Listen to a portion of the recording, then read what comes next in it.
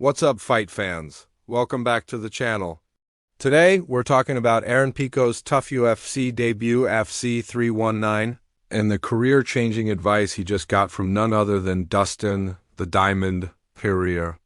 Plus, we'll break down what Chael Sonnen had to say about Pico's future in MM. Let's get into it, Dotso. UFC 319 went down in Chicago, and man, what a card.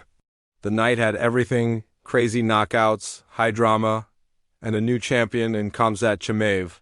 But one of the biggest stories coming out of the event was Aaron Pico's highly anticipated debut in the UFC.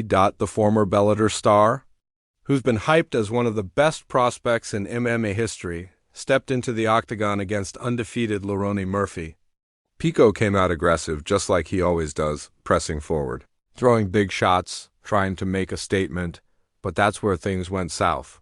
Murphy timed a perfect spinning elbow, and boom, Pico was out cold at just over 3 minutes into the fight. It was brutal and honestly heartbreaking for a guy who's already suffered 2 other knockout losses in his career. Now here's where it gets interesting. On the post-fight show, Dustin Poirier weighed in on Pico's performance, and let's just say he didn't hold back. Poirier basically said, Pico's biggest problem isn't his skills, it's his mindset in the cage.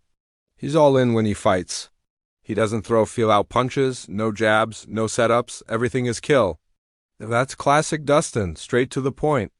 And he's right, Pico either wins big or loses big because he goes 100% on every strike. But Poirier thinks the solution is simple: patience. He wants to see Pico slow things down, set traps, use his incredible skill set, and stop rushing headfirst into danger against world-class opponents. In Dustin's words, you can't just jump in throwing 100% every punch.